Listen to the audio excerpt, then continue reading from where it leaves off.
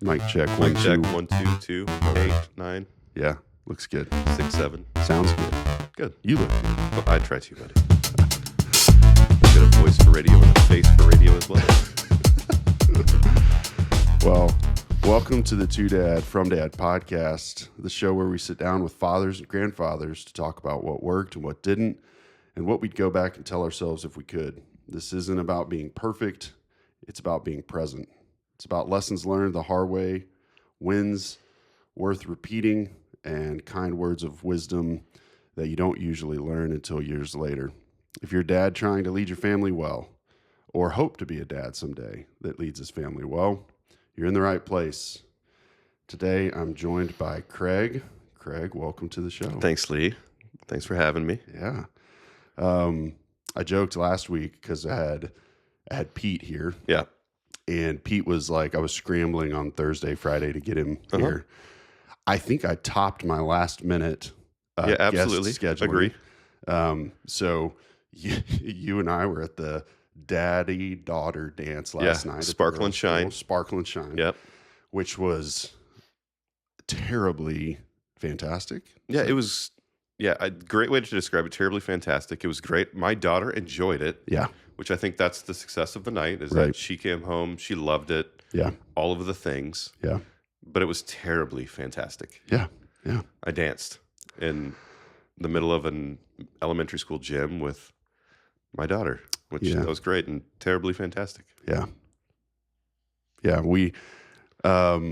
It was kind of an emotional, well, probably, maybe, I don't know. I'm not a very emotional person, but it was heavy for me because it was my last daddy-daughter dance with Kenna. Yeah. And you it was at least still have one more. I know. Yeah. Like this was my official last daddy-daughter dance. Yeah. And the fact they played Butterfly Kisses. Oh. Like of all the songs, why is that the choice of let's play Butterfly Kisses while you dance with your daughter? That's right. You know, it was funny. Kenna's this year was different, man. Like dancing with a fifth grader was different than dancing with a fourth grader. Yeah.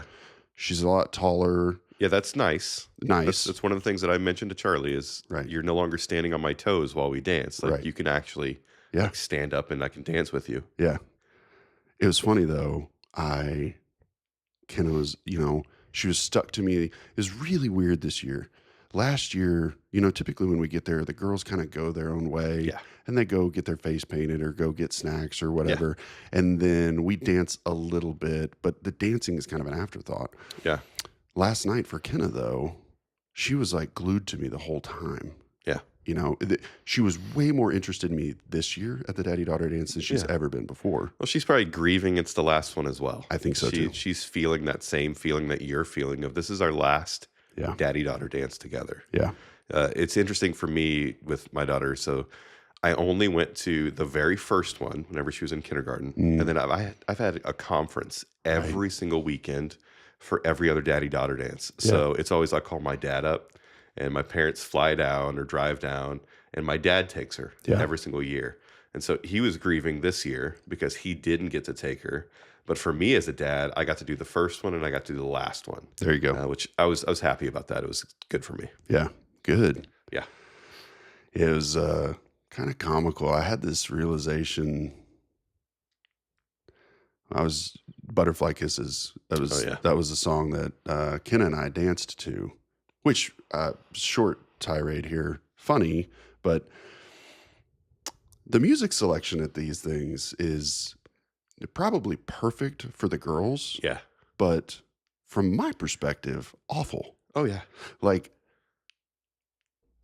it's a bunch of songs I didn't know, which I'm getting older, I'm less relevant, but a lot of like EDM, and what that causes is just chaotic, like almost jumping, mosh pitting, like little people, like, tiny human mosh pits. Yeah. Especially because you have our fifth graders mixed in with kindergartners. That's right. Who are half their height. Right.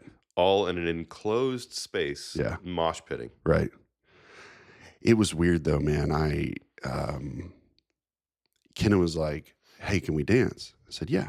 And she said, "I don't really know how to dance." And I was like, "Oh, Same. Me either. Yeah. But it is insanely easy. So we walked over to the dance floor, and I, kind of told her how we were supposed to stand. And I was like, look, basically we just rock back and forth. Yeah. That's all we're doing here. Yeah, absolutely. And so she was like, really? I was like, yeah. I mean, look, that's what everybody else is doing. That's what we're going to do. Yeah. So we kind of snuggle up and dance a little bit. And about 30 seconds in, I could tell she's like getting very like disenchanted with this whole thing. Uh-huh. And I was like, yeah, dancing's kind of boring. And she goes, yeah, I love you, but I think I'm done with this. I was like, okay, cool. Same. That's Ditto. great. Yeah, I'm totally cool with that. Let's go find the sprites again. That's Let's find the meatballs. Yeah. It was man. It was funny because they had the big bay door in the gym open, Mhm. and I think by the end 50% of the kids were outside playing on the playground. Yeah, So absolutely. whatever. They got to spend time with dad. Yeah. So Walked away enjoying it. that's right. Yeah. Well, let's back up a little bit before we get into kind of lessons learned. Why don't you give us the lay of the land? So, Sure. Who are you? What do you do?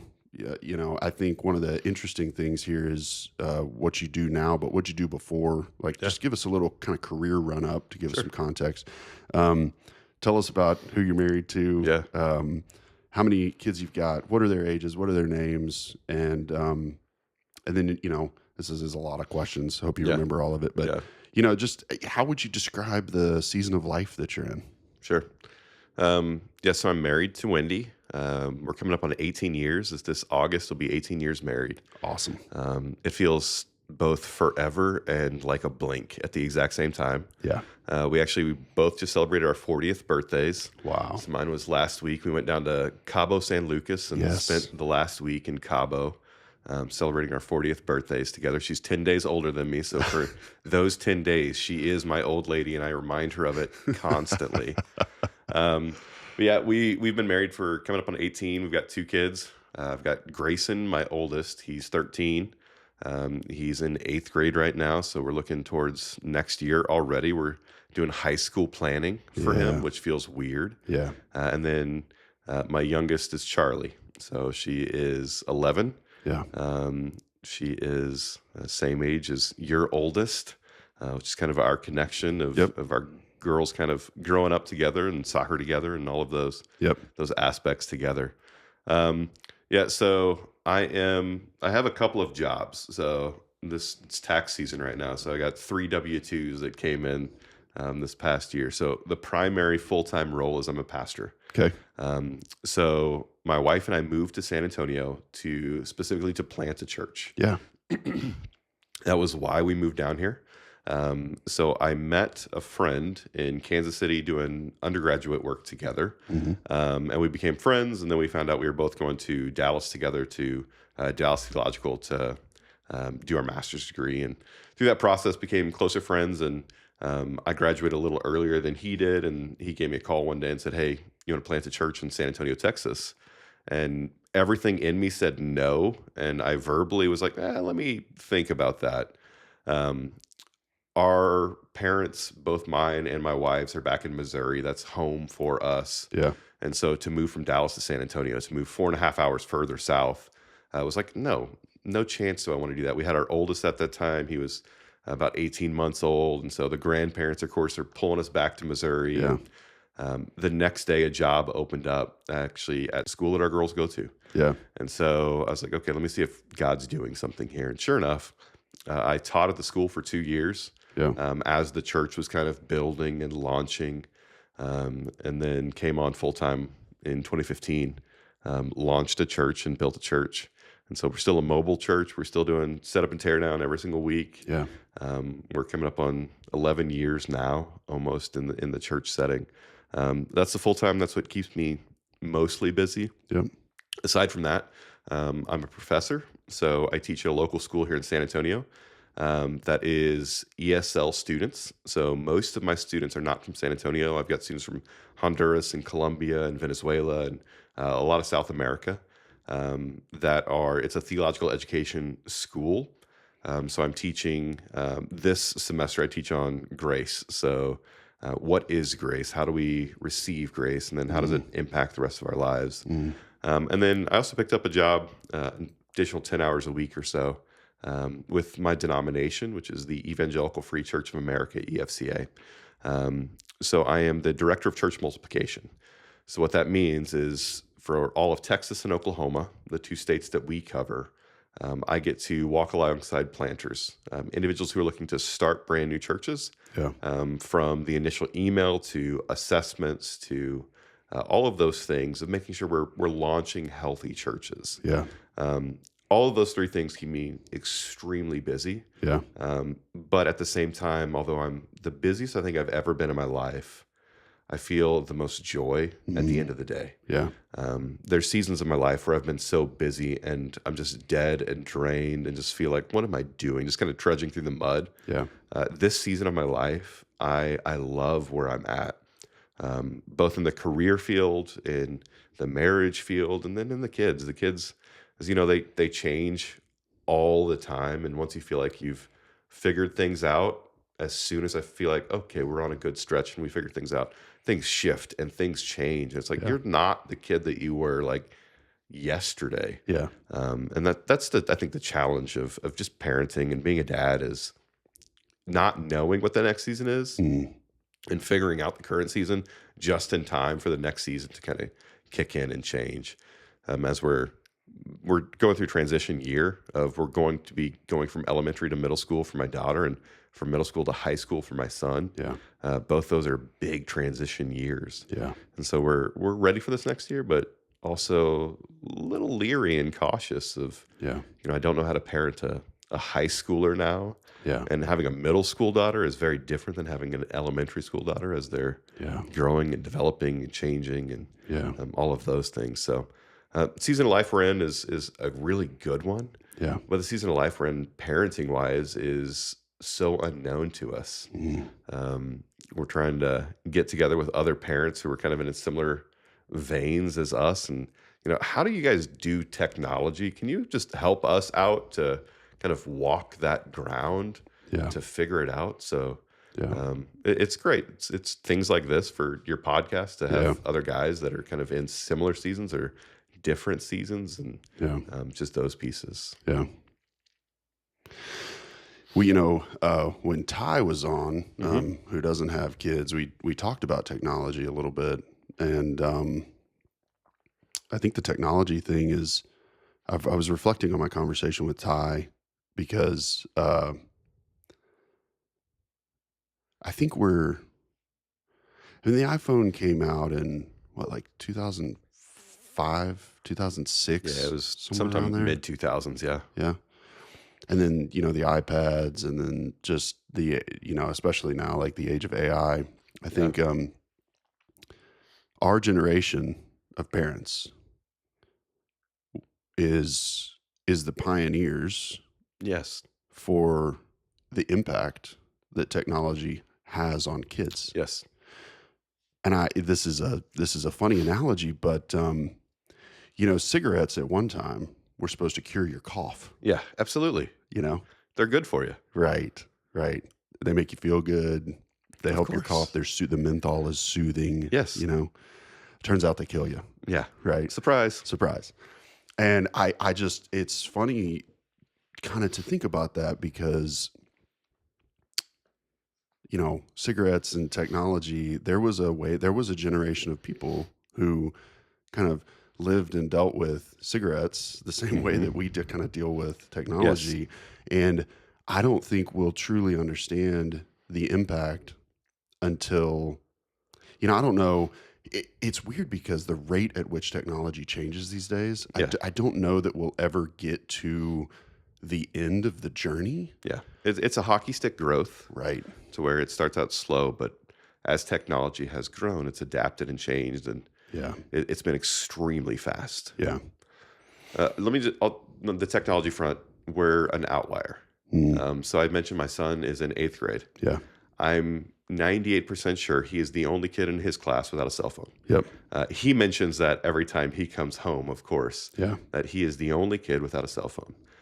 So my wife and I, we made the decision And it's been harder and harder and harder as we've kind of gone through that. You make decisions and it sounds great. And then practically, how's it working out? We made the decision to not give him a cell phone until he's 16. Yeah.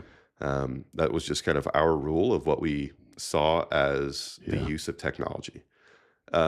It's been so challenging on the social front. Yep. So let me back up. The reason we made that was because we see technology as one, it's good.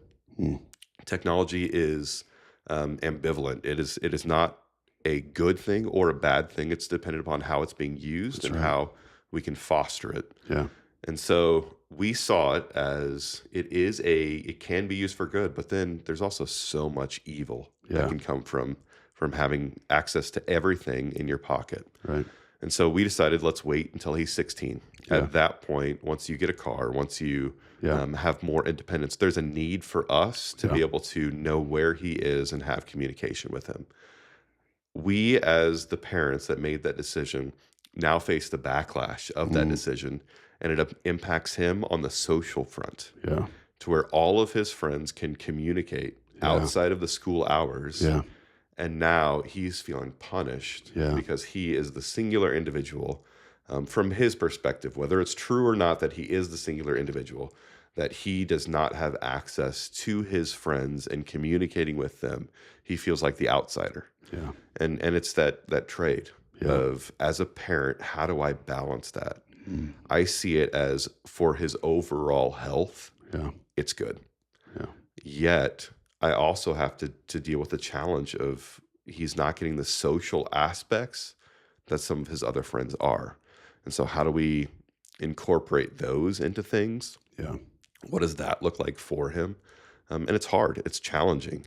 And I hope we're making the right decision, but ultimately we don't know. As more research has come out recently regarding the use of cell phones, there's a book, I'll plug it, The Anxious Generation. Fantastic book that will, it hurts to read Yeah. because it's written from a parent perspective with children. The amount of depression, anxiety, and mental illness that we see can be directly correlated to the onset of the iPhone specifically. Yeah.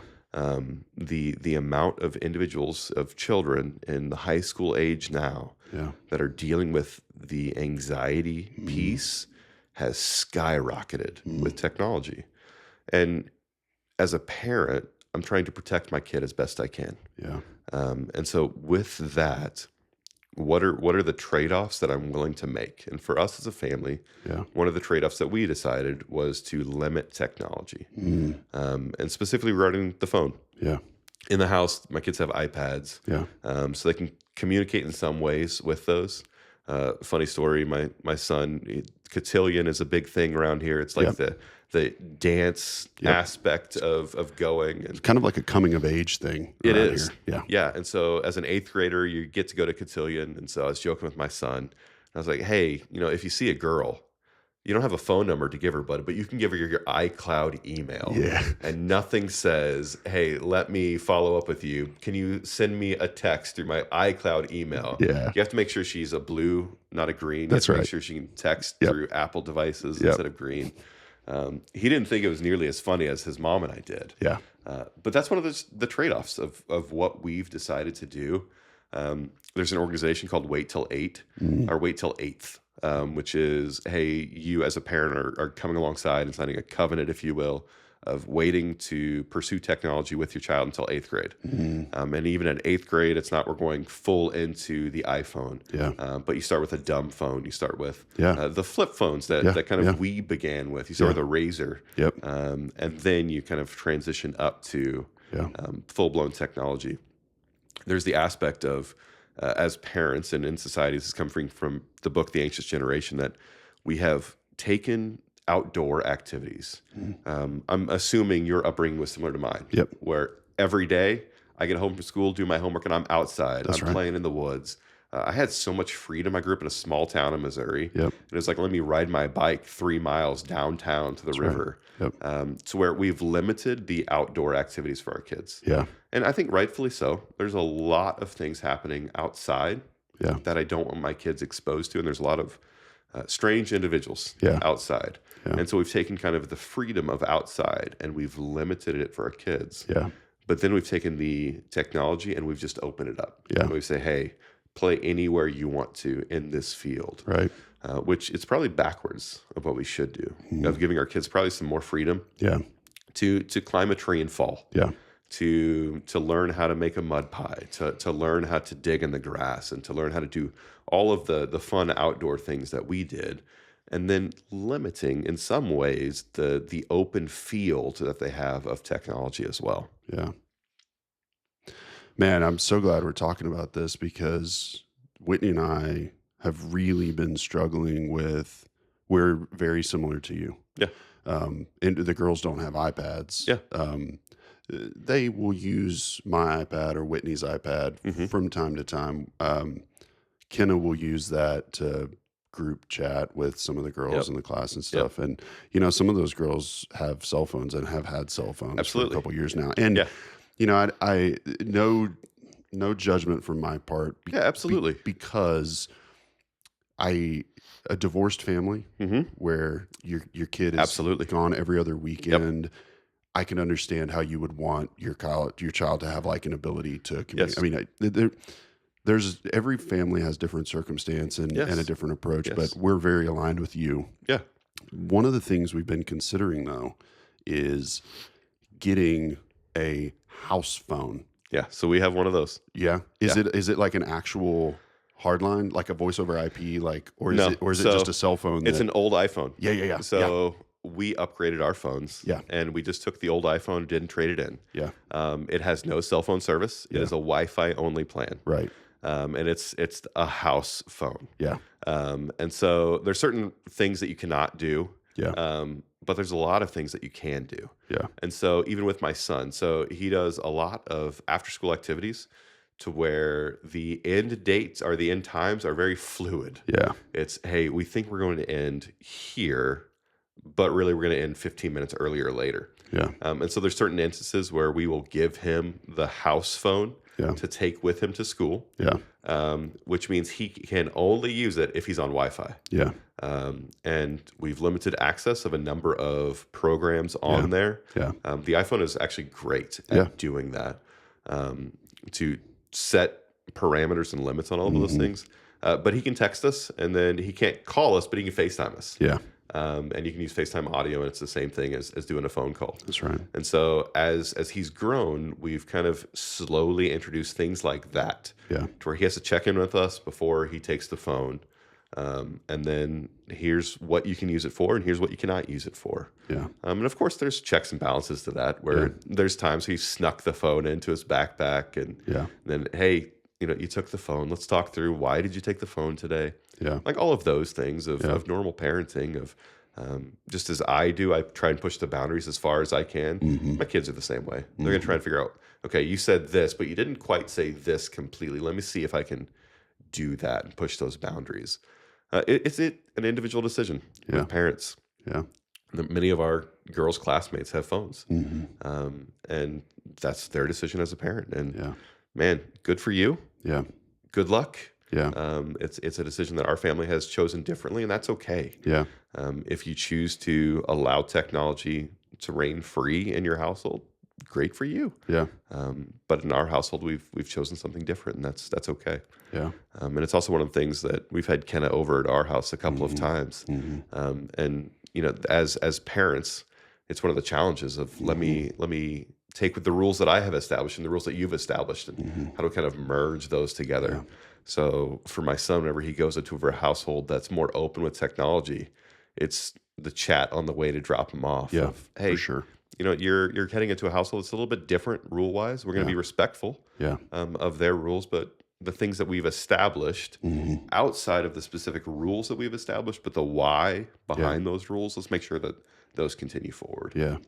That's a great point. We've had a lot of similar conversations with Kenna, and, it's kind of like, hey, one of the things you have to learn as a human is that you're going to go do things with people that have different beliefs and ideas as you. You should. You should.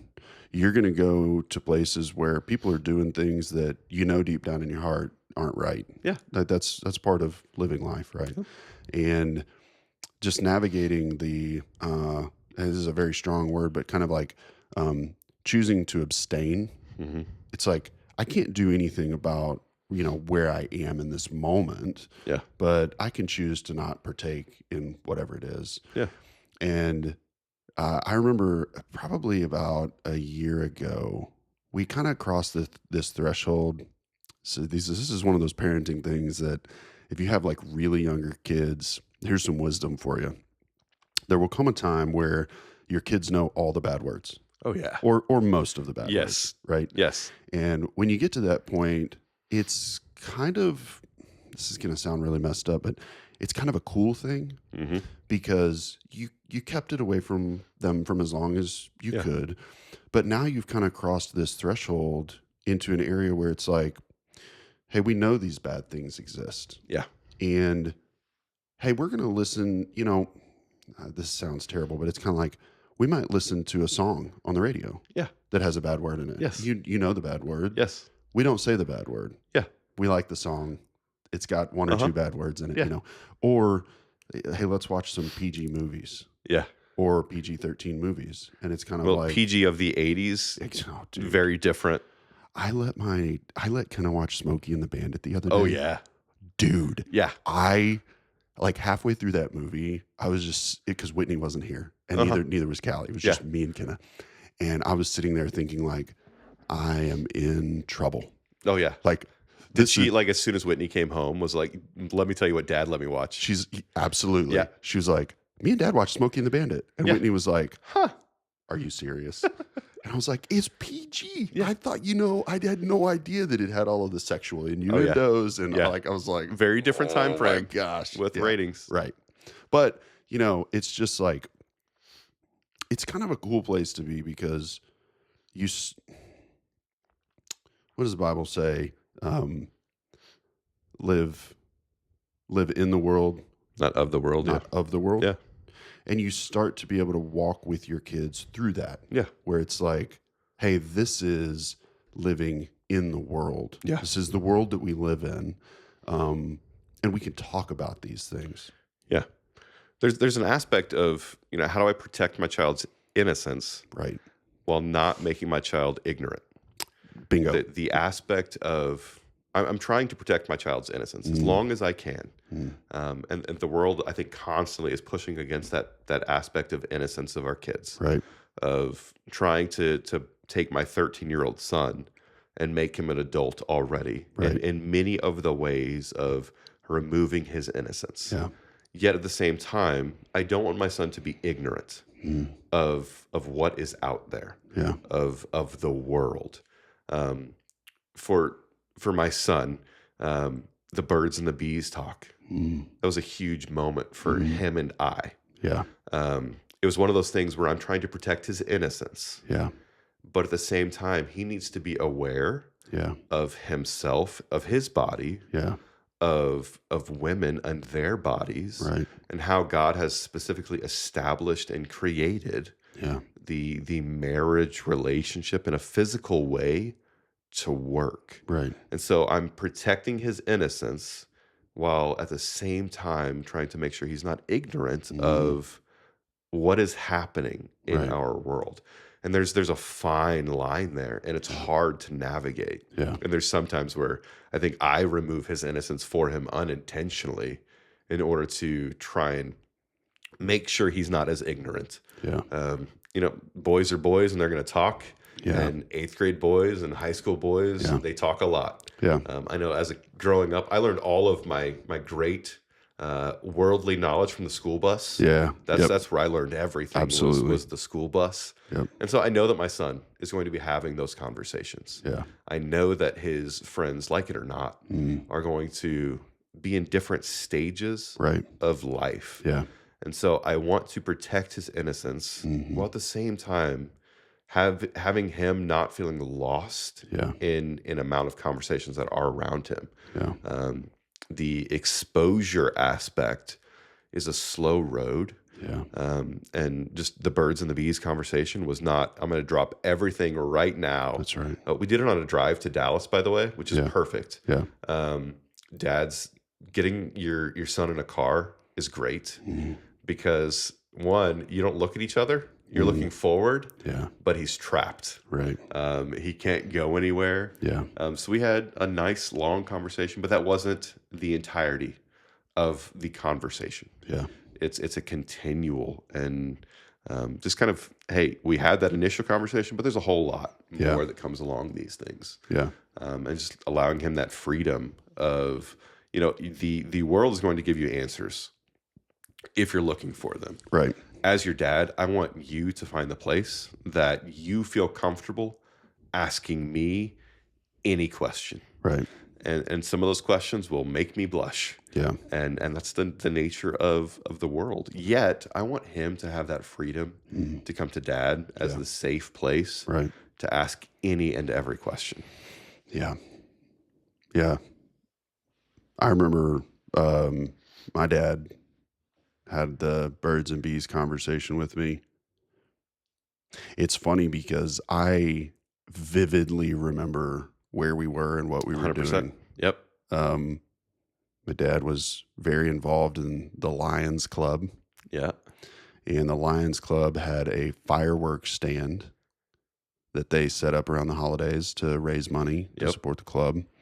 And my dad and I worked the fireworks stand one evening together. We Yeah. worked it a lot together, but Yeah. on one evening in particular, it was just me and him working the stand, and we were there for, I don't know, 4, 5, 6 hours. Yeah. And it was great because, every 5, 10 minutes we were interrupted by people. And so it kind of created this natural break in conversation. And, I applaud my dad because, yeah, it's funny. My dad listens to this. I've said that a couple of times. So Hi, Lee's dad. yeah. I sometimes I say stuff on here and I don't, I was really young. I don't know if he even knows that I remember some of this stuff, but, my dad, worked in higher education, Okay. the collegiate system for a long Yeah. time, 20 plus years, and was ultimately the dean at a pretty big state college. Mm-hmm. And one of the areas he had responsibility for was freshman orientation, specifically student athlete freshman orientation. And I remember 4 years old, 5 years old, 6 years old, 7 years old. There were times where I would go with my dad to freshman orientation for student athletes. Mm-hmm. And, it's interesting looking back on it, but my dad had to give those young men, college freshmen, like my dad gave them an abbreviated talk on sex. Yeah. And he talked about, how to have safe sex and all of these things, right? And I was there for that, And I've said this before. My parents, they were older, in their 40s when they had me, and they always. This sounds like it was really cold, but they always used a full vocabulary with me. They talked to me like an adult, And I remember when my dad had the birds and bees conversation. He was very anatomically and language specific. Yeah. Right. Yeah. I mean, like we were talking about the specific body parts and their exact names. Yes. And but I'll tell you, I walked away from that conversation with him with all of my questions answered. And in retrospect, I didn't have to go looking for any of that information from anybody. Yeah. It's kind of like I rode the school bus a lot. Yeah. And if I heard people talking about it on the school bus, I didn't have to oh, what are they talking about? Because I already knew. Yeah. Because Dad told me. Yeah. And so I don't know. That's weird. I didn't know we were going to talk about that today. But yeah, me either. That's I great. think that's that's a core. And I promise, as awkward as it was for you to have that talk from your dad, Yeah. it was just or not more awkward for your dad to have that conversation. Yeah. Like I remember I'd scheduled it in my mind, and I told my wife, "Hey, on this drive, we're gonna have this conversation specifically." Yeah. And I know my son felt so awkward. Yeah. I promise you, I felt a whole lot more awkward having that conversation with him. Yeah. But once it was done, it's like, okay, good. Yeah. Now we're entering into a different stage Yeah. of dad and son. Yeah. And we have like this extra piece that we can even communicate on, and Right. Yeah. we kind of expanded the Yeah. ability for us to have different conversation now. Yeah.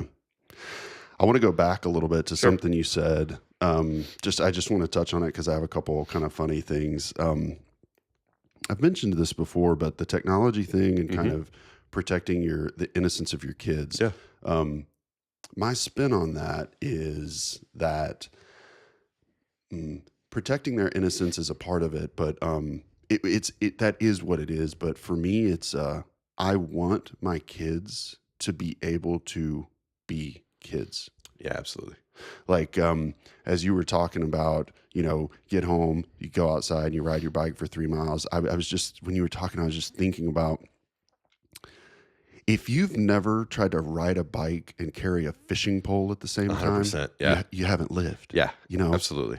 And I remember I had for I don't know, when I was 7 years old, 8 years old, for Christmas, I got a hatchet. Oh yeah. And it was like an East Wing hatchet that Yeah. had the wood, Yeah. the lacquered wood handle. I remember that hatchet. Yeah.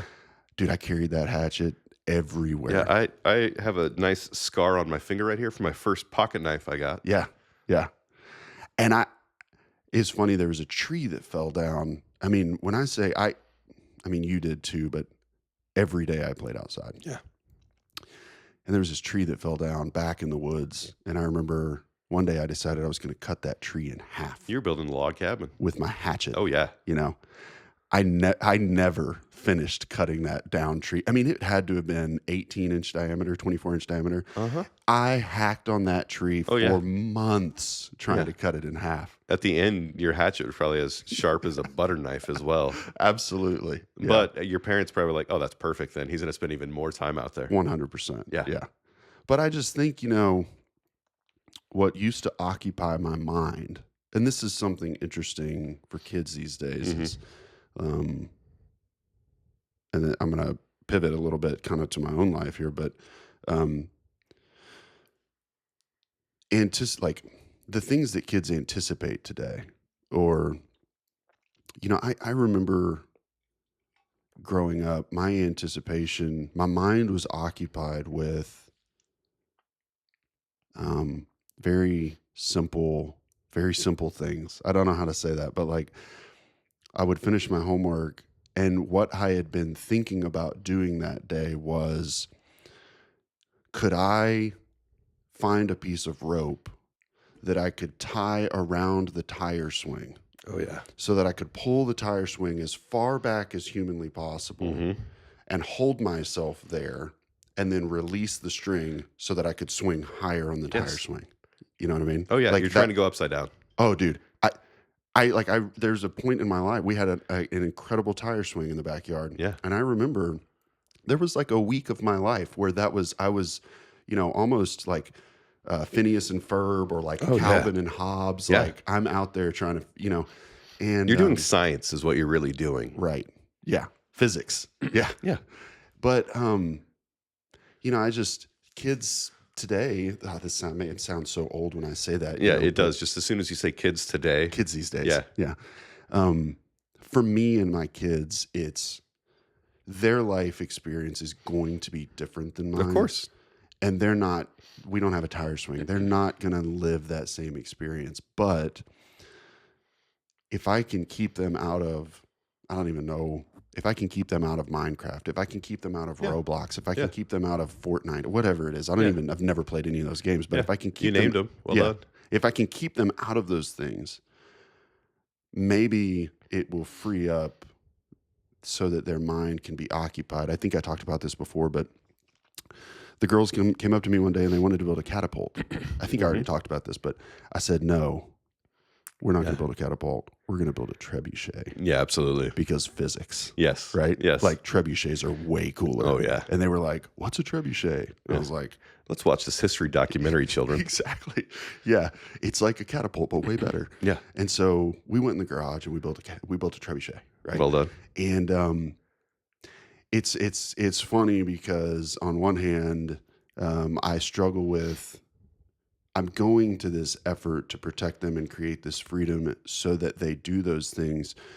But I have to remember that requires intentional input on my part, meaning I have to be willing to say yes when they ask to do the things that I'm hoping that they ask to do, right? Yeah. Like, Dad, can we go in the front yard and ride bikes? I'm like, that means I have to go out there, because we don't live on a county road. We live in a neighborhood and there's traffic, and I want to be out there, but it's kind of like, I have to remind myself, this is my hope. This is what I've structured it to be. Yeah. And I have to be willing to say, yep, let's go do that. Yeah.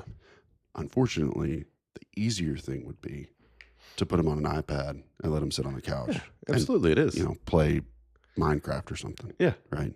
So, anyways, it's that piece of what were the things that we did, and then what did we learn from that? So with your story of trying to take the tire swing and bring it all the way up. Kids don't have a tire swing. We're living in a different age.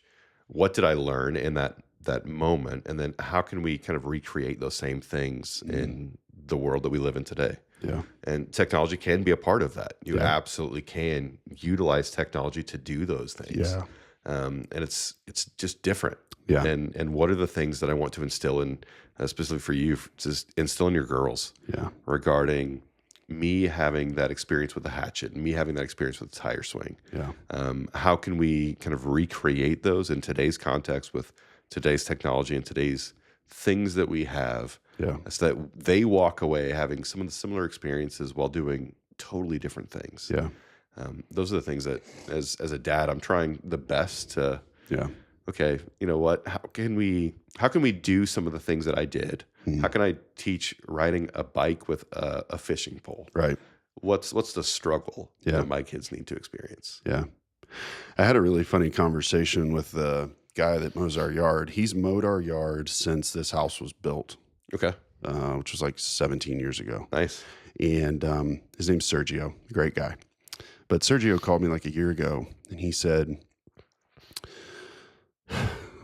your backyard is in such disrepair that if people could see it, I wouldn't want to be affiliated with mowing your yard.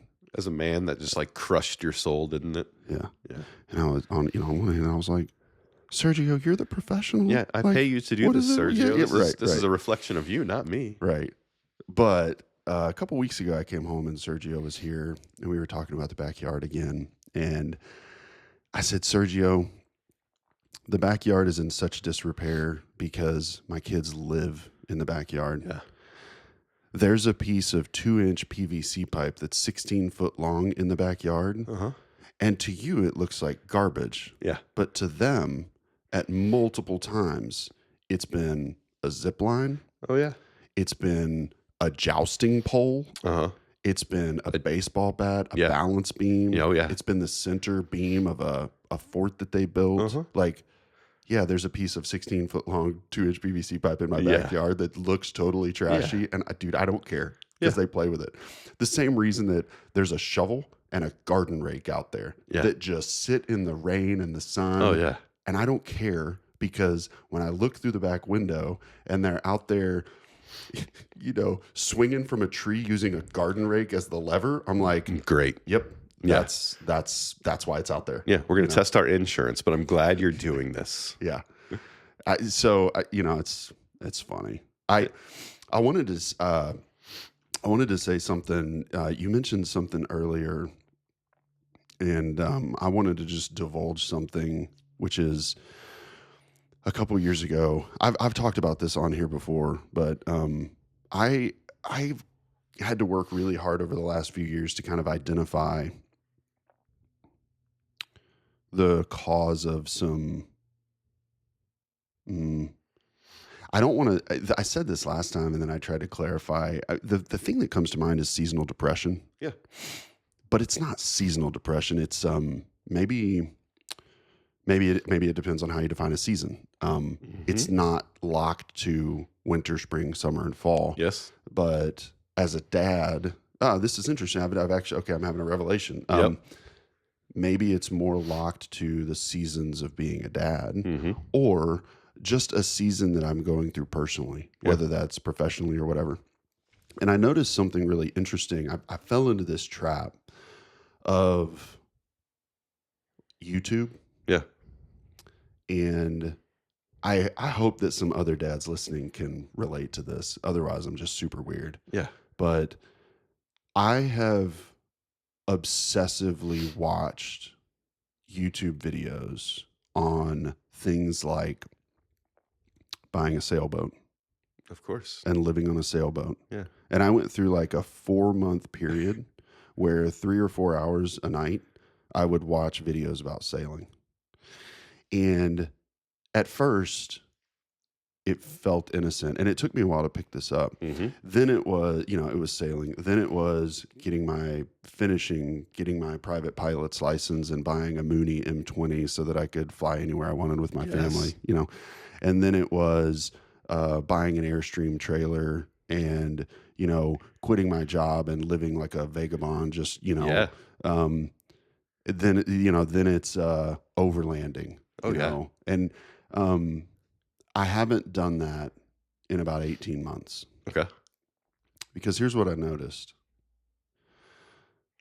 I started to connect those periods of binging and obsessing over Mhm. those things with some really unhealthy, just mental stuff. Yeah. Because what I was unintentionally doing was I was convincing myself with every episode how unhappy I am with where I am. Yeah. Yeah. There's a common theme of each one of those, and it's seclusion, it's Yeah. release, Yeah. it's lack of responsibility. Yeah. Each one of those carries that theme of leave what I have to go to something I do not. Right. Yeah. And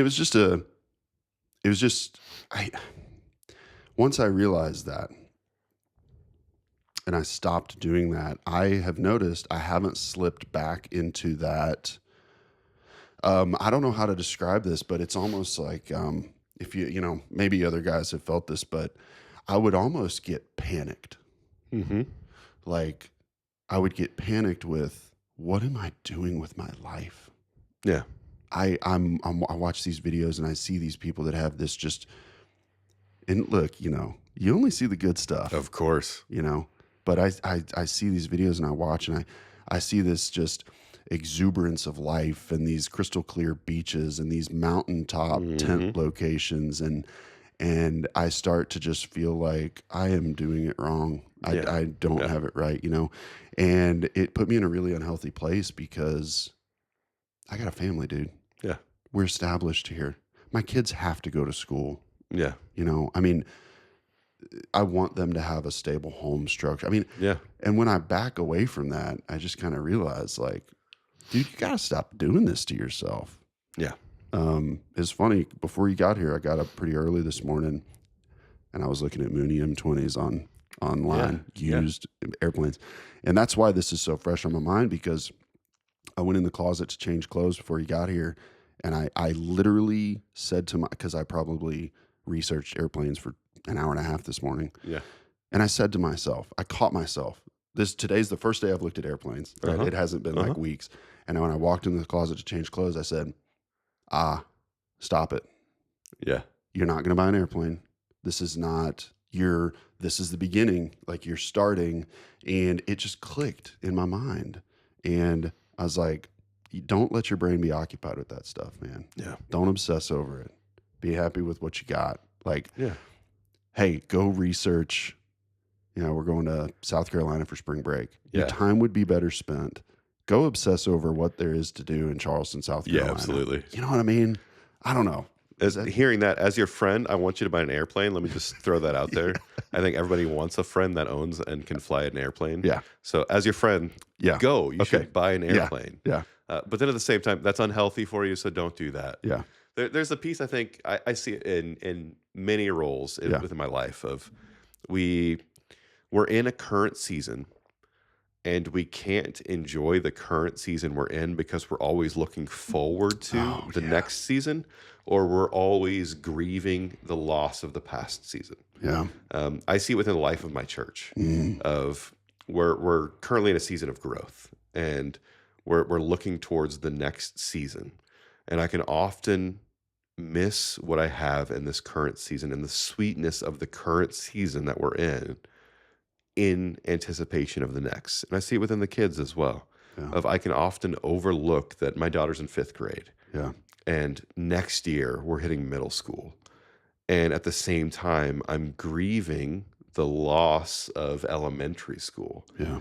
To where I can overlook the current season and the sweetness that we're in. Yeah. And I think it's natural for all of us to overlook the joy and the sorrow in the current season as we're anticipating the future or as we're grieving the loss of the past. Yeah. It's funny you say that. So I think it's, I don't know that I have the book here, but I think this is from the book, The Four Agreements. It's a very small book, very, very, very good book. There's, or maybe it's, it may be Jordan Peterson's 12 Rules for Life, but there's in one of those books, it talks about practicing presence, being present. Yeah.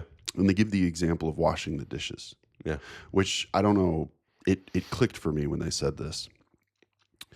But washing the dishes is a very menial task that you do pretty much every day, every other day. Yeah. And when you're washing the dishes, 99 or 100% of the time, you're either thinking about, I wish I wasn't standing here because I didn't want to stop doing what I was doing to be here washing the dishes. Yeah. Or what am I going to do when I'm done washing the dishes? What is this keeping me from doing? Right. And in the book, it talks about one of the things that you should try to wrap your mind around is when you're washing the dishes, just say to yourself, no, I'm washing the dishes right now. That's what I'm doing. And when I'm done washing the dishes, I'll do the next thing. But right now, I'm just washing the dishes. Yeah. You know, and with fatherhood, I think I'll give you a kind of a funny example. The first time that Whitney and I went to SeaWorld when we moved to San Antonio, I very, very distinctly remember this because it really impacted me. We got there 15 minutes before it opened, which is so me. You know, I'm like, we gotta leave at this time. Yeah. Everybody, if I'm super pissed. If you're we're on not- time, you're late. Yeah. Yep. So we're there 15 minutes early, and Whitney's on the app, game planning for the day. Yes.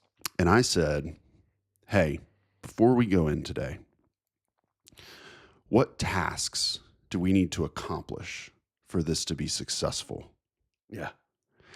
And she like put her phone down and looked me square in the face and said, hey, dude, that's not how this works. Yeah. And I was like, what do you mean? And she goes, this is what we're doing today. Yeah. We're at SeaWorld. And the day could take us a bunch of different directions. But I'm not going to give you a checklist of 12 things that we need to do while we're here. Yeah. And when we're done with those 12 things, we can leave. Yeah. Because what that'll do to you is you're going to be like, thing number 1, check. Thing number 2, check. Yeah. And when we get to thing number 12 and we're done, you're going to be like, all right, guys, let's go. Right. Yeah. And I just remember being struck with like, maybe just being a results driven person, or maybe just, I don't know if it's my professional life or just my personality, but one of the things, spring break trip this year, like I've said before, this podcast has really been working on me, but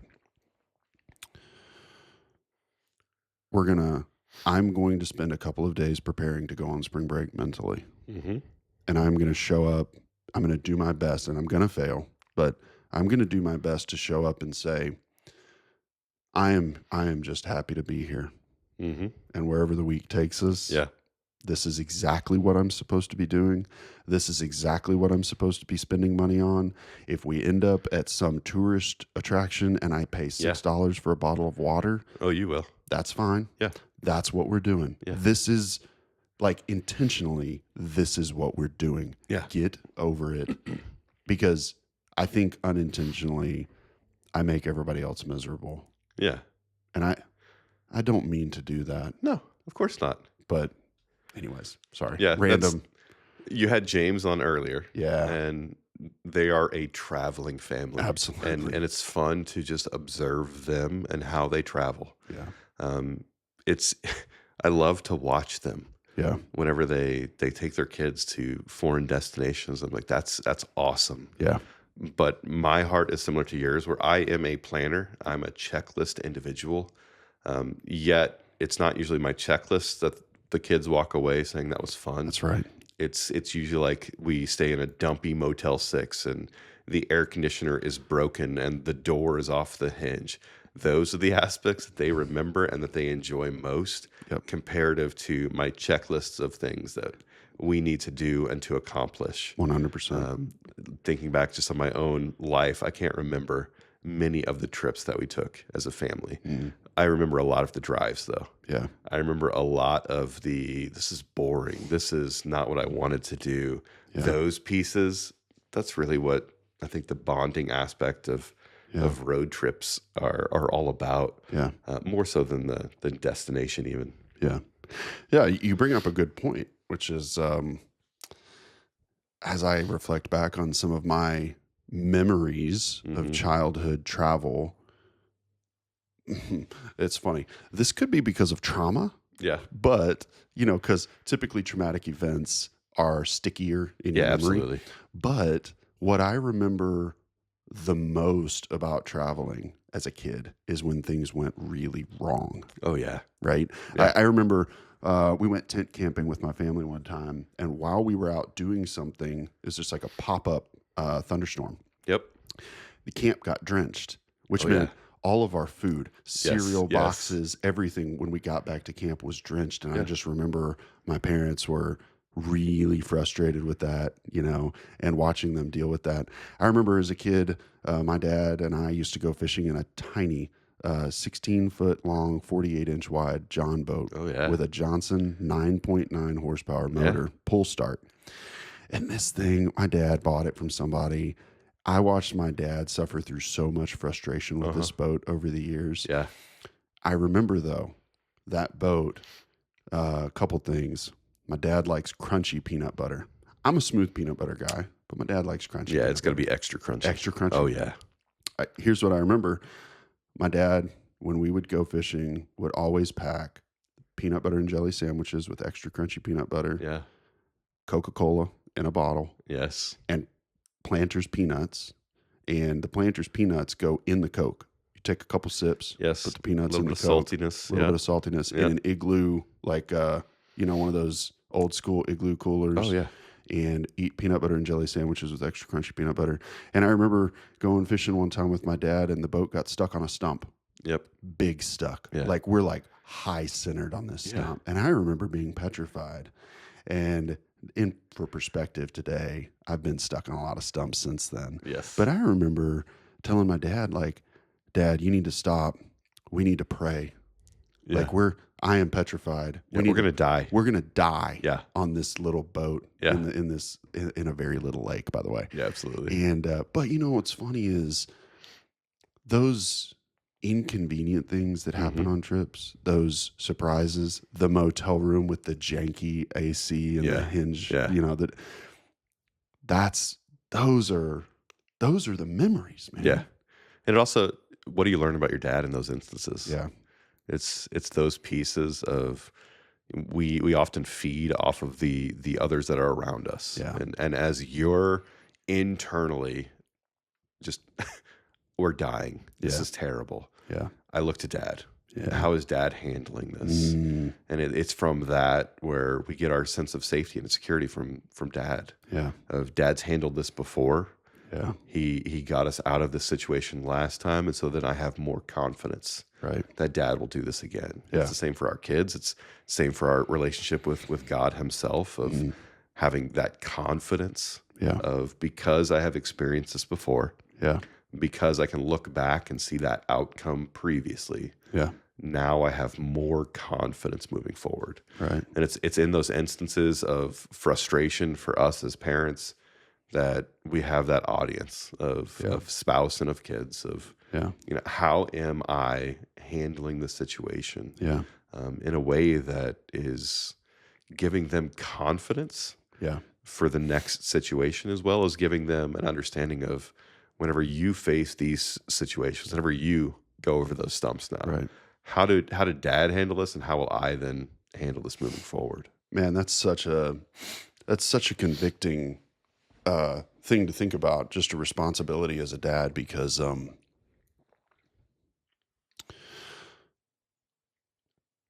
the mindset that I want to have is, when things go wrong, the adventure begins. Like, this is where the adventure starts. Yeah. It's almost like the trip is not worthwhile until something goes wrong. Yeah. Because now we have a problem to solve. Now we're on an Yes. adventure. Yes. But I don't look at it like that all the time. No. And I want to be better about that. Yeah, absolutely. So, My grandfather used to always say that all roads lead home. yeah. That aspect of, there is no such thing as a wrong turn. Yeah. That eventually Yeah. that wrong turn will eventually get you back home. Yeah. And just to have that mindset, and I think that's a mindset that we desire. Yeah. And then looking at the practical way of, how do I operate in that? No, not at all. Yeah. A wrong turns, we're lost, and, Yeah. and things are not good. Yeah. But to have that desire of, I want to operate in this way, that a wrong turn truly is an adventure that can begin and Yeah. ultimately lead us back home. Yeah.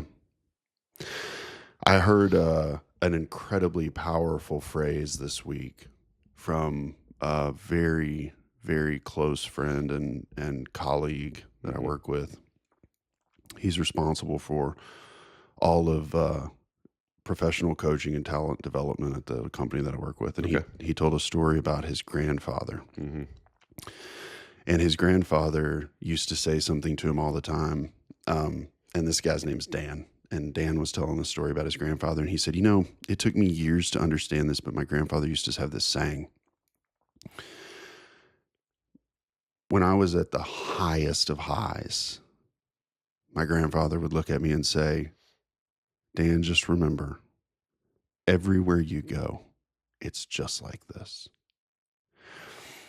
And when Dan was at his lowest of lows, his grandfather would look at him and say, Dan, just remember, everywhere you go, it's just like this, right? And for Dan to explain that as he got older, what he understood his grandfather to be trying to teach him is that there are a lot of things in life that are going to happen to you that are completely outside of your control. Yeah. But the one thing that you are always in control of is your belief about the situation and your mindset about the situation. Yeah. And I just thought, man, what a powerful message, especially because our kids, our two daughters, they have two incredibly different outlooks on the world. Our oldest is an anxious, she's a worrier. Yep.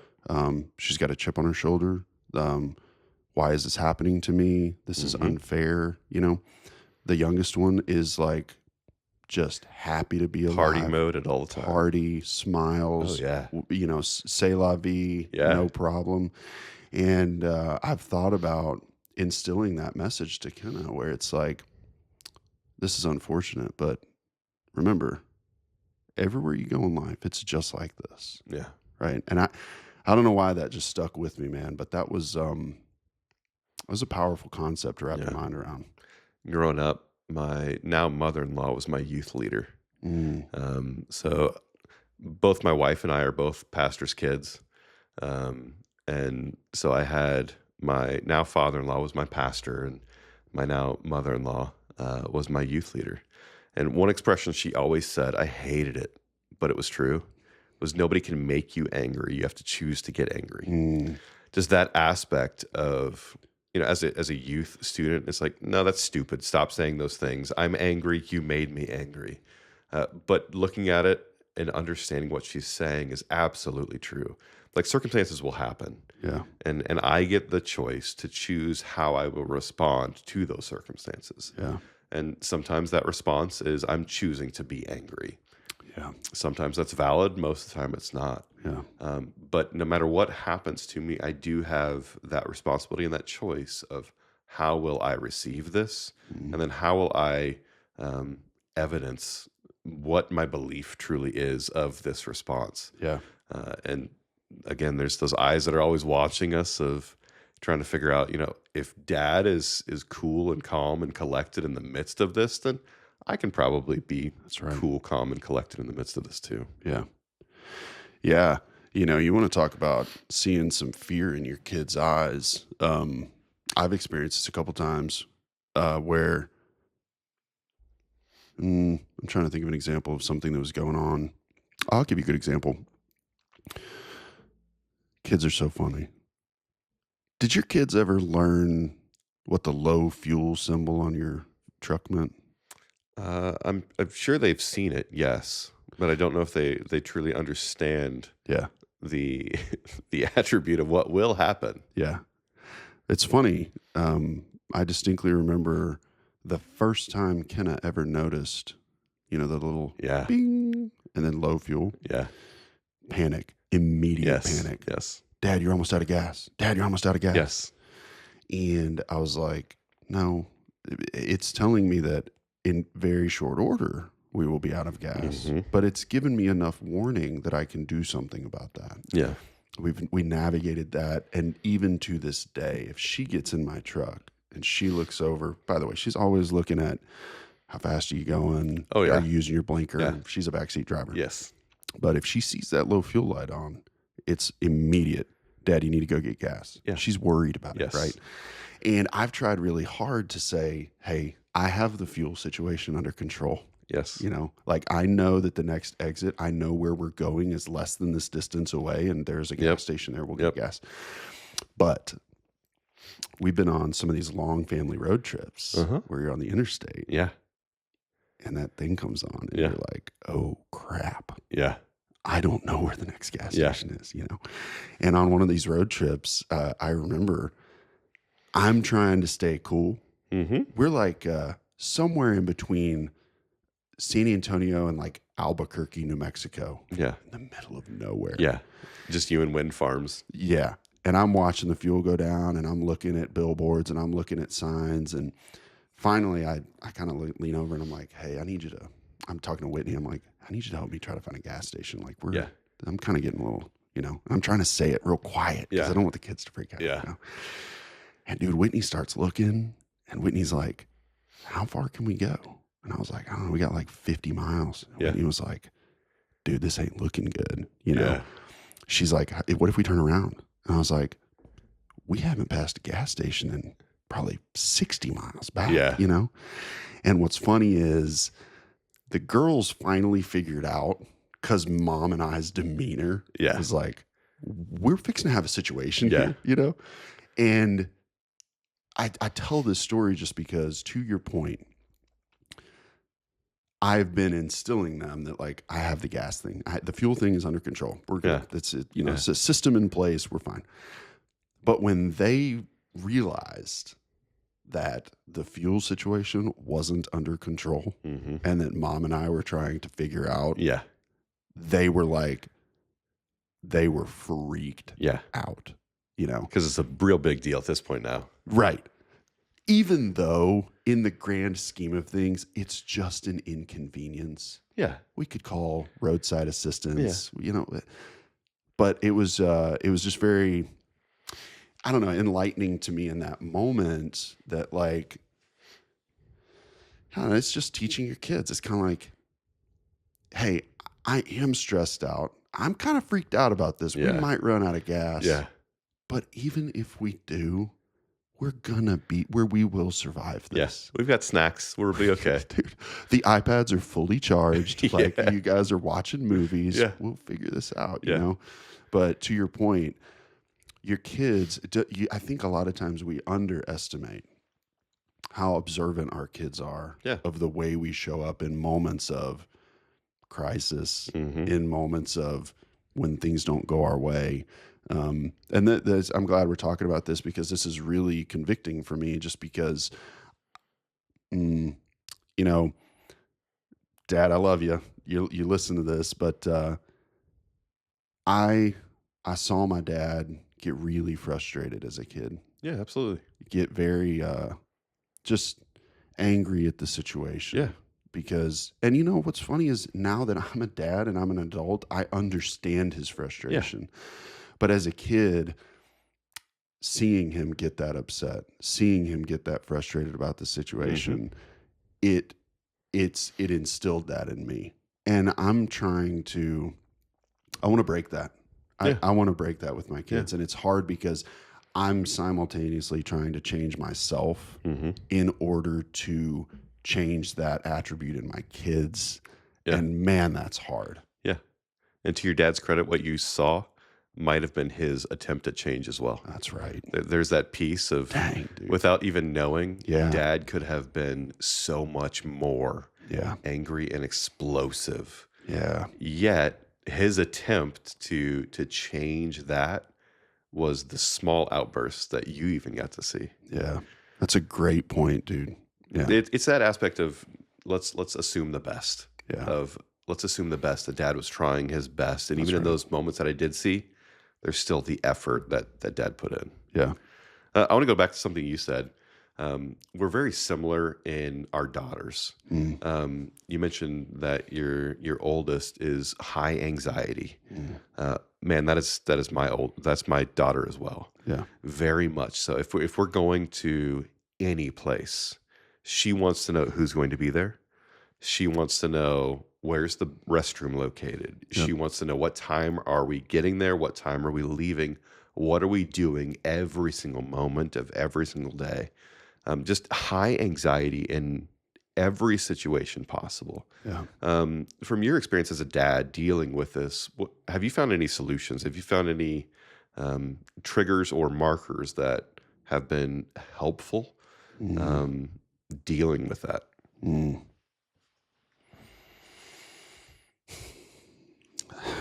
Not really. Good. Me either. Yeah. So glad to hear that. Yeah. You know what's funny? I'll tell you what doesn't work. Yeah. Logic, Yeah. Absolutely. reason. Yeah. You can't reason your way out of an anxious kid like that, Yeah. man. You know. I guess one thing I would say that we've tried to do is an after action report Yeah. or like a post-mortem of a Yeah. situation, Yeah. And so I think a lot of times in the moments leading up to that anxiety and then living through whatever the situation is, Hmm. Kenna is unwilling to accept new information.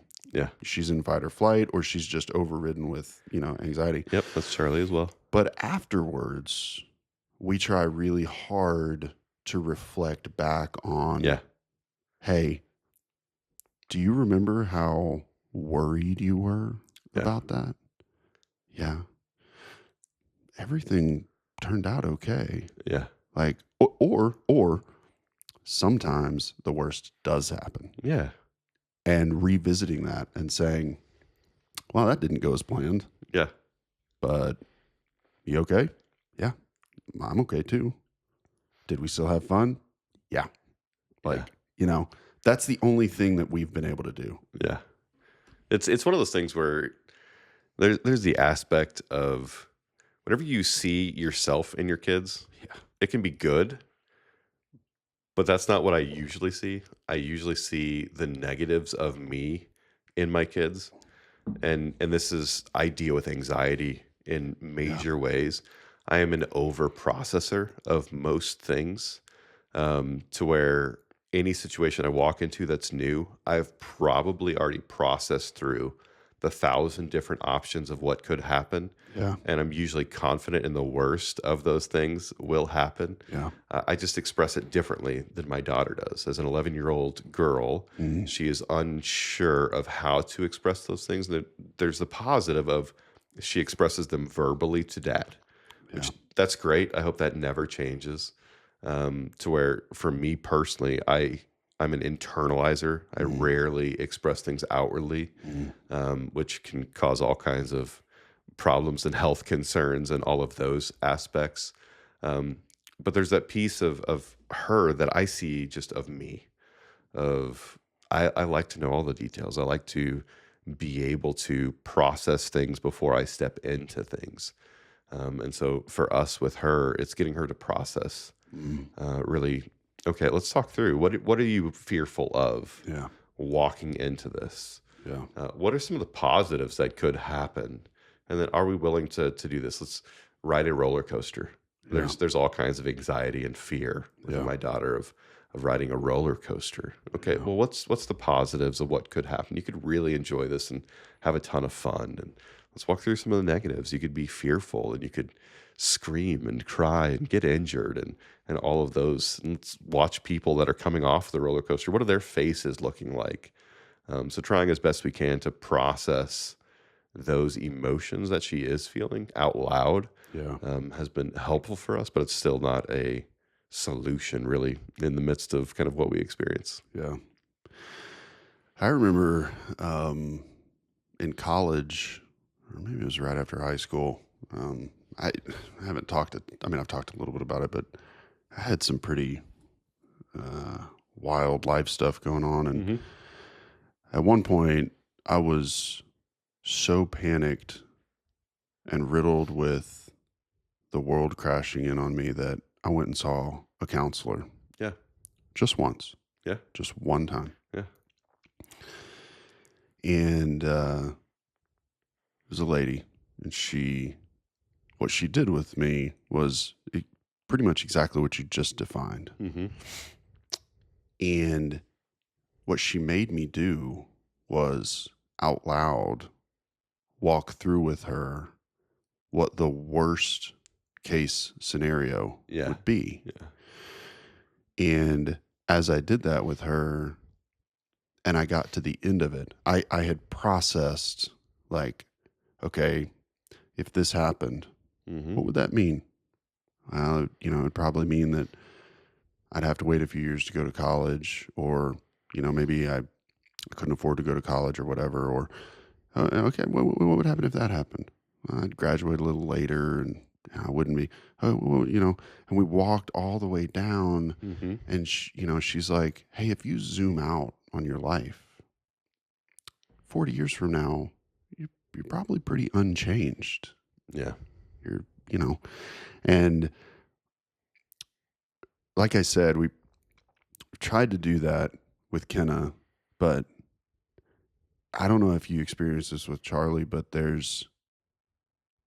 mm, at the age they are, there's this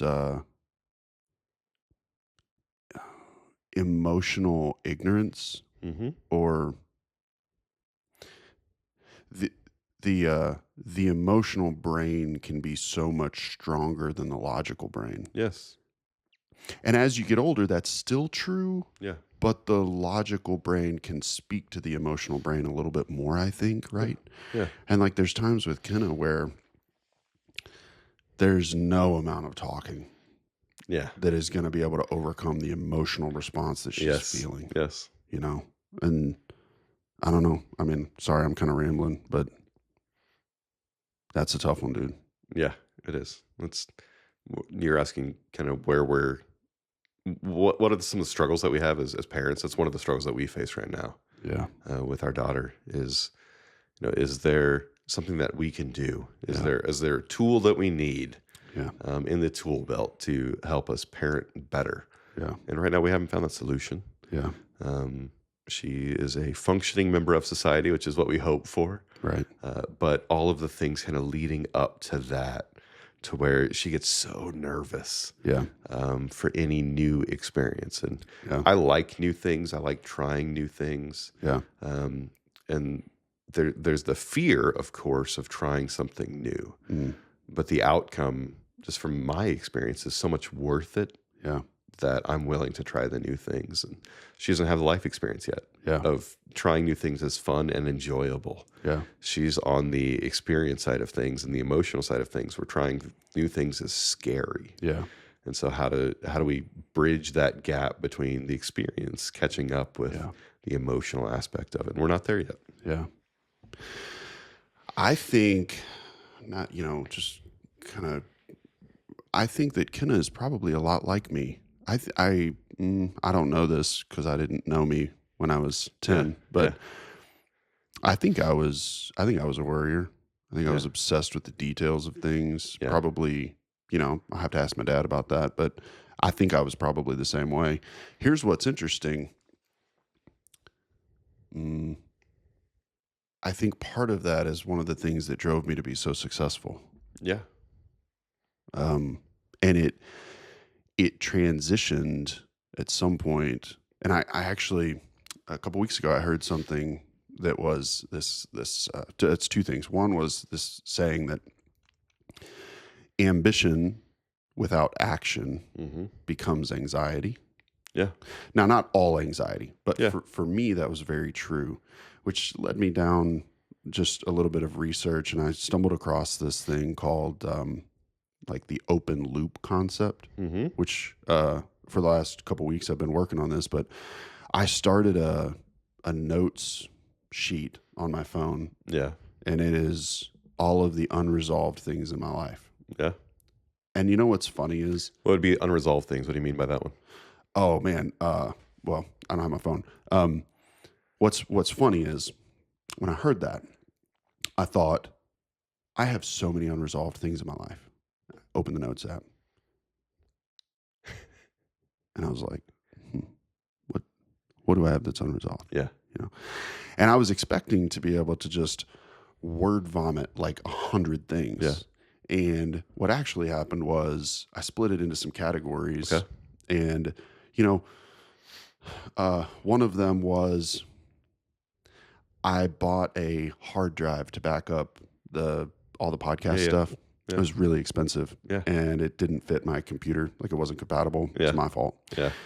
But it was hundreds of dollars. And I was having a really hard time getting them to accept the return. Okay. I finally got the return. And I couldn't find a box that it would fit in so I could ship it back to them, right? And this is hanging over. I only have 30 days to return it, and it's like 2 weeks in, right? Yes. So I wrote it down, and I said, like, return hard drive. Yeah. Talking to Sergio about the yard was one of the things. It's Yeah. like, I need to talk to Sergio about the yard. Finishing our taxes, that was one. Yeah. And as I went through this list, what I noticed was there was a lot of things that were immediately available for me to fix, Yes. to do. Yes. But there were some bigger things on there, like finishing our will and power of attorney. Yeah. And that's not something Big that I tasks. Big not, tasks. Not a 5-minute task. Right. And, the tasks, though, every single person listening is going to have different open loops in their life. Yeah. But here was what was really impactful to me.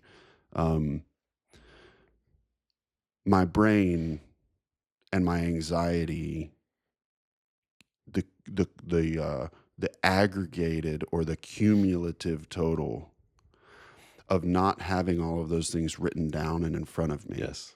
was creating a tremendous amount of unidentifiable anxiety in my life. Absolutely. And I felt so much relief Yeah. when I really pushed myself to write it down. And then it was almost like my brain was able to say, okay, that's everything. Like, Yes. and my brain was able to just kind of take a deep breath and say, because if you don't write it down like that, there's your subconscious, your mind is like, I hope I don't forget to do these things. I need to remember to do these things. And I just got to tell you, man, just writing them down. And dude, all of the things that were in my control, I got done in the last 2 weeks. Nice. And I feel amazingly better. Yes. And I have tried to keep up with that. But anyways, I'm sorry, I'm rambling No, again. But it speaks to my heart. I am a systems guy. yeah. I love a good system. Mm, Um, I had to read. It was during seminary. Getting Things Done by David Allen. It's yeah. an older book. It is probably the most boring book you will ever read, but it's all about that. It's all about taking the things that are in my head and putting them down Yeah. into a system Yeah. of here's what I'm going to do in the next 3 months. Here's what I'm doing in the next 3 days. Here's what I'm doing in the next 3 minutes. Yeah. And then for me, I am naturally a procrastinator. Yeah. And so there's things that I don't want to do because I think that it's going to be like this big task. Yep. And so I use a couple of different apps now that prioritize all my to-dos. And it sets them up for me so I don't have the choice to procrastinate. It's just I have to do these things in this order because it tells me to do them in this order. But that's how I have to operate because there's many times I'll be driving and I'm like, oh yeah, I need to remember. And by the time I get home, I've forgotten it. Yep. I use verbal notes a lot, talking into my phone. Yeah. Because I have to put it down or else I will completely forget it. And it's freeing. It's freeing that I don't have to have the mental ability to try and remember these things now. Yeah. Because they're already set aside. That helps me and my personal anxiety so much that I don't have to try to do these things because I've already done them. Yeah. And I think step one for me is writing it down in my phone of here's the things that I have to accomplish in order for me to be successful. Yeah. And I love checklists. I love at the end of the day seeing all of the things that I wanted to accomplish are done. Yeah. Like that's successful for me. Like even if I don't finish my checklist, I take that checklist item and I move it to a different day. So then it's like that's going to be a part of my checklist, so I don't have to see it. It's complete and successful for me. Yeah. Well, we've gotten into some like personal productivity stuff. I'll leave you with this. I was in sales for a long time. Yeah. And did very well in sales. And what you just mentioned is this is probably one of the most helpful things I ever heard. Day at a Glance makes a notebook that every day of the year has a page. Yep.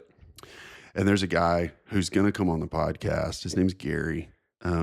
He was my mentor. He was my idol. He's the guy I looked up to. Yeah. Still work with him to this day.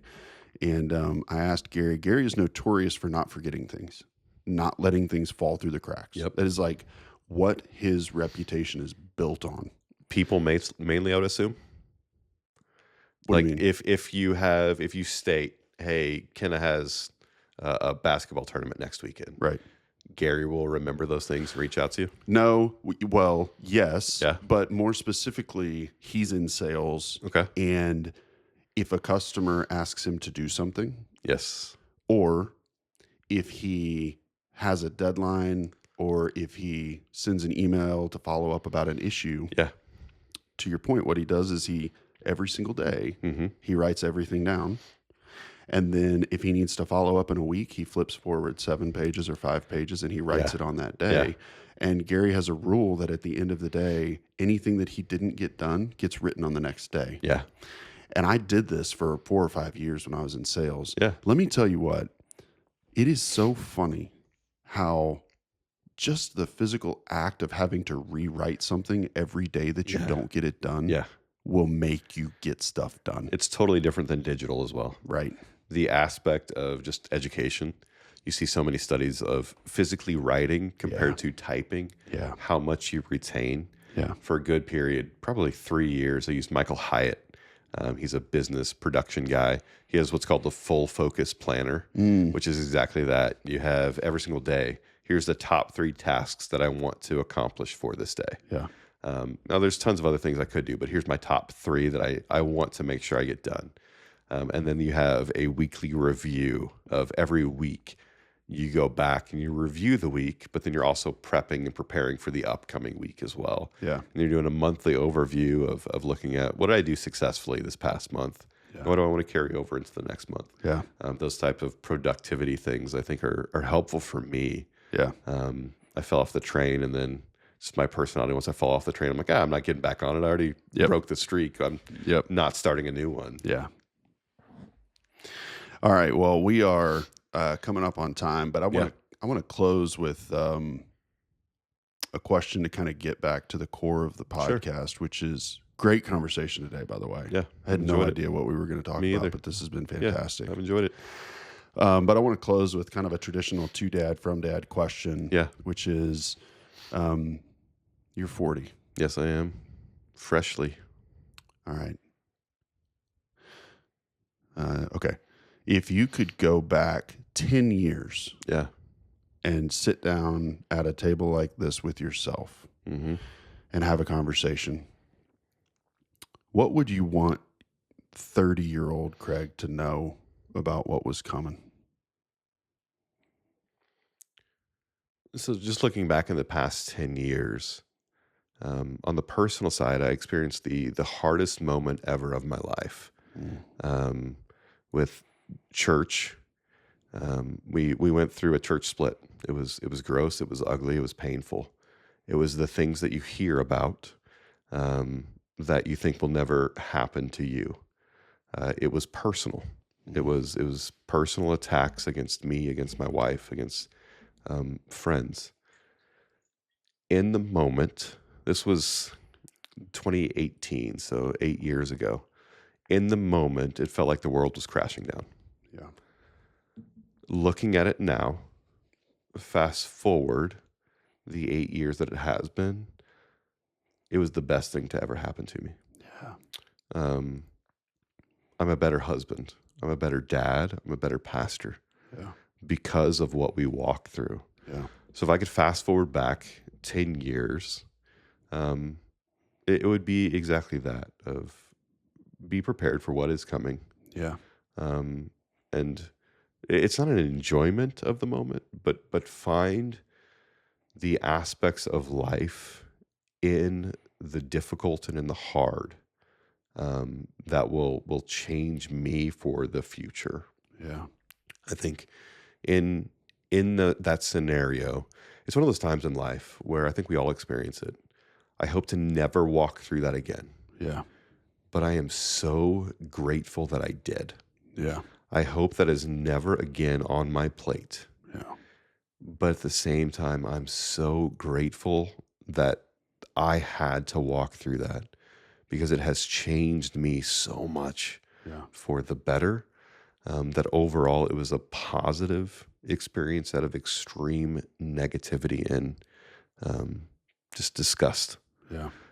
So looking back 10 years ago, it would be what you're about to walk through is going to be painful. It's going to be stressful. It's going to strain your marriage. It's going to strain the relationship with your kids. My resume was written. I was about to submit it. I was about to leave the church. I was about to make some large, extreme decisions. And so I would say, hold off on those. Mm. As you walk through difficulties in this, it is a season. Yeah. And all seasons ultimately have an end. Yeah. And it was a lot slower of a season than I would have wanted. I wish it would have been the Band-Aid, but that ultimately it took around 3 years for kind of resolve to eventually happen. Yet in those moments, it was fear, it was anxiety, it was difficulty, it was strain. And then the dawn came. Yeah. And after that dawn came, I began to look back on it in a different light that I could see in the current circumstance. So be prepared for what's coming, but realize there is a dawn that is coming after the darkness as well. Right. Mm. Yeah, I'm just reminded. I think I said this a couple weeks ago, but it's hard to hear this, but it is very possible that the worst thing that happens to you today is the best thing that ever happens to you in your life. Yeah. And that's not negating that it's painful and hard. Right. It's, I look at my hands and I see scars on my hands, Right. physical altercations and difficulty. Yeah. yet I look at them and they're healed. Yeah. And they can be used ultimately for the glory of God and ultimately for edification, building up of others. Of because of the circumstance I went through, I now have a unique story, um, an empathy for others who have walked through similar situations. And in the moment, though, I don't see that. In the Yeah. moment, it is painful, it is hard, Yeah. and I don't want to be doing this or be in this. Yeah. Be patient, Mm. and hopefully you get to see it. It's not always the case. Yeah. It's not always the case that you get to see resolve. It's not always the case that you get to see how the terrible circumstance that you're walking through is ultimately good and positive. But we can hold out hope that it eventually will be used for good and positive, while also understanding that the circumstances you are walking through are not good, and it is painful, and it is hard, and that's okay. Yeah. Yeah. Somebody told me a long time ago that God made scars for two reasons. Hmm. Number one is to remind you. Yeah. That's the most obvious. Yeah. But the number two is it's a physical representation to others of what you've been through. Absolutely. And I think that, the podcast has been uncomfortable at times, and I'm sure Yeah. it'll continue to be because we talked about last night. I mean, I'm pretty wide open on here, Yeah. but I firmly believe that if there's a scar that I have, Hmm. a lesson that I learned, a lesson that you learned, Yeah. that by talking about it, which is super weird for guys, Yeah. very Absolutely. non-conventional, Absolutely. but if my scar, if my, physical representation Hmm. of something that I've lived through and struggled through, a mistake that I made, can help someone else not make that same mistake. That's why Yeah. we're here. Yeah. That's why we're doing this. You see the concept within the Old Testament many times of individuals walking through situations and scenarios. And one of the first thing they do is set up an altar or set up a remembrance stone. That's right. You have the old hymn, "Here I raise my Ebenezer." Yeah. The Ebenezer is an Ebenezer stone. It's a stone of remembrance, Yeah. and there's that piece of it is a remembrance for me. Yeah. But along with that, many individuals will walk past that same stone Yeah. and be reminded of what I have walked through. Yeah. And there's that piece of the trials and the tribulations that I have walked through Yeah. are painful and it impacts me. Yeah. But hopefully, it will be an aspect that can be used for others. Yeah. Um, the journey that we're on is a journey of sorrow and pain Yeah. and joy Yeah. and gratitude, and we're called to mourn with those who mourn and rejoice with those who rejoice. Right. And what I need whenever I'm mourning is someone who can mourn with me. Right. What I need when I'm rejoicing is someone who can rejoice with me. Yeah. And out of that, we, I think, have a better color to the world. Yeah. But it takes individuals like you, Lee, of expressing and being open with not just the good things, Yeah. but expressing and being open with, hey, here's where I have failed, and here's where it has been a struggle Yeah. for me, so that we can rally around each other and say, you know what, me too. That's where I'm at, and we can come together and be like, okay, Yeah. there are others, and I'm not isolated and alone in this. Yeah. You just reminded me, there's a group of guys that individually I'm going to try to get to come on. And I don't know if any of them are listening, but Philip and Caleb, Eric, Austin, Corey, some of those guys, most of those guys are in a very strong community of fellowship and Bible study together. Yeah. And Philip was telling me that, and you know the Bible a lot better than I do, but there's a story in the Old Testament when the Israelites were fleeing, or they were on the move, and Mm-hmm. maybe it's the Jordan River. They crossed the Jordan River at some point, and when they got to the other side, God said, "Hey, I want you to hang out here for a little while, Yeah. and I want you to go back into the river, Yeah. and I want you to get 12 stones, Mm-hmm. and I want you to stack the stones, Yeah.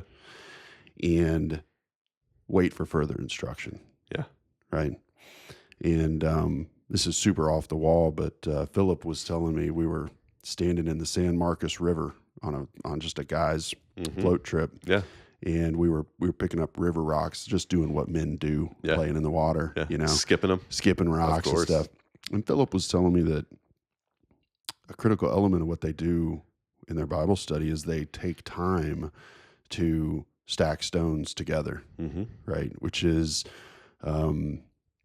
if I understand correctly, is basically, once a year they set aside time specifically to pause and reflect Yeah. on all the trials that they went through, Yeah. the steadfastness that they earned as a result of that, Mm-hmm. and they call it stacking stones. Yeah. And I thought that was just such a cool thing that they do. Yep. Absolutely. As men, it's easier for us to look back and stack stones. Yeah. It's hard for us in the moment to say, I'm not okay. Yeah. And I think that's where we as men need to learn from. The opposite gender is great Yeah. at things are not okay. Let's go have lunch. Yep. It's where as men, we often have the accomplishment piece of us. I can't express that things are not okay until I make them okay. Yeah. And at that point, I'm not going to invite you over to my dirty house. Right. I'm going to invite you over once I've taken care of my dirty house. Right. It's where really what we often need is, hey, I'm stacking stones and you're struggling right now. Watch us stack stones. Yeah. And as we're stacking stones, just hear how we have stacked stones. You can make it through this too. That's right. Yeah. Yeah. Man. So I feel like we could keep talking forever. Yeah, of course. Craig, I'm certain we'll have you back. Yeah. Before we sign off, I just want to say that, for those of you guys listening, just kind of an update on growth. Every week we get more and more listeners. This is the 9th episode. Nice. Next week will be the 10th, which algorithmically helps me a lot. For those of you guys that don't know, podcasts that have 10 episodes or more get algorithmic preference, Yeah. if you will, right? So next week's episode will be a huge accomplishment. It's a real thing at that point, man. Yeah, that's right. And so, if you want to keep seeing this thing grow, the only thing I need from you is just share it with people. Yeah, absolutely. Share it with people that you think might want to listen. If you're still with us, we're probably an hour and 20 minutes in. Yeah. Thanks for still being here. I'm surprised you're still here. But if you find value in this, share this with somebody, please. That's all. That's all we're trying to do here is just reach more dads. And the biggest thing, if you don't mind, is subscribing on YouTube. Mm-hmm. That's the biggest thing I need right now is just YouTube subscribers, because from an audience engagement standpoint, and what I've learned over 8 episodes is turnover, like people who actually discover and then listen. Yeah. The number one way that people do that is through YouTube. And so the more subscribers that we get on YouTube, the more algorithmic priority we have on YouTube. And so it has nothing to do with monetization or anything like that. It's just extending our reach. And so if you have a YouTube account, subscribe to the Two Dad From Dad channel on YouTube, because that is what has shown to drive people to Spotify, Apple Podcasts, Google Play Store. So if you want to help support in that way, that's the most meaningful thing you could do right now. And again, shoot me an email.